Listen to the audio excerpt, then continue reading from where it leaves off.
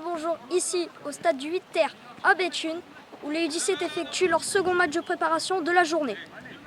Ils rencontrent les U17 de Saint-Omer qui évoluent en R1. L'équipe de Dylan Jonard doit montrer un nouveau visage après la défaite ce matin 4-1. Pour le deuxième rendez-vous de la journée, Dylan et ses hommes recevaient les U17 de Saint-Omer. Une victoire méritée, mais Béthune n'a pas eu une partie de plaisir face à une très bonne équipe de qualité de Saint-Omer. Victoire 6-4 conclue en fin de match.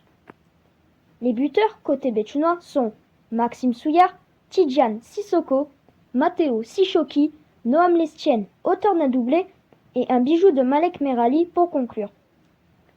Le coach était peu satisfait après la victoire car sur le plan défensif, il y avait encore beaucoup de boulot. Rebonjour Diane, déjà félicitations pour ta victoire. Es-tu satisfait de ton match et est-ce que l'équipe a répondu sur ce que tu avais demandé? Je ne suis pas pleinement satisfait parce que gagner 6-4, ça ne me plaît pas trop. On a encaissé encore une fois trop de buts. C'est une équipe qui ne nous a pas mis en grande difficulté par son animation offensive, mais on a pris 4 buts sur 4 grosses erreurs individuelles, encore une fois, comme ce matin. Alors dans l'animation off, ça a été plutôt bon, on marque 6 buts, mais je pense qu'on pourrait en marquer 3-4 de plus.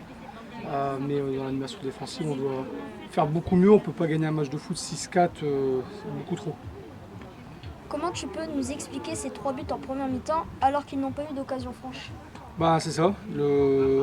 Pour un entraîneur, c'est toujours d'expliquer l'inexplicable. Je ne comprends pas comment on peut faire autant d'erreurs alors qu'on n'est pas forcément mis sous pression. On perd des ballons, on fait des fautes de main pour nos gardiens, pas décisifs. Ce que j'aurais dit, il faut qu'on soit beaucoup plus solide dans 15 jours à Laval, parce que c'est trop facile de nous mettre un but alors que si l'adversaire n'attaque pas mais à chaque erreur on encaisse, ça va être difficile. Une dernière, quelle indication peux-tu tirer de ces deux matchs? Beaucoup d'indications sur éventuellement une projection d'un 11. Voilà, il y a des garçons qui ont gagné des points, d'autres qui en ont perdu. Je pense que dans notre système, c'est bien ce qu'on fait, parce qu'il y a des complémentarités. Donc on sort de ce week-end et de cette semaine, je dirais même, avec pas mal de certitudes pour certains à certains postes. Donc là, l'idée, c'est de commencer à réduire le groupe Léquin et Saint-Quentin pour se préparer au mieux pour Laval. Ok, merci. Bonjour Tidjane, félicitations pour ton but. Merci. Comment tu t'es senti dans ce match? Je me suis senti bien au niveau offensivement, je trouve qu'il y a du meilleur. Et défensivement, on était en place aussi, même s'il y a eu quelques erreurs, mais j'ai trouvé que c'était un bon match. Peux-tu nous raconter ton but? J'ai provoqué le penalty, et après Lino il m'a laissé le penalty, du coup je l'ai tiré, sans pression, hein, c'est un match amical. Est-ce que l'intégration dans le groupe se passe bien?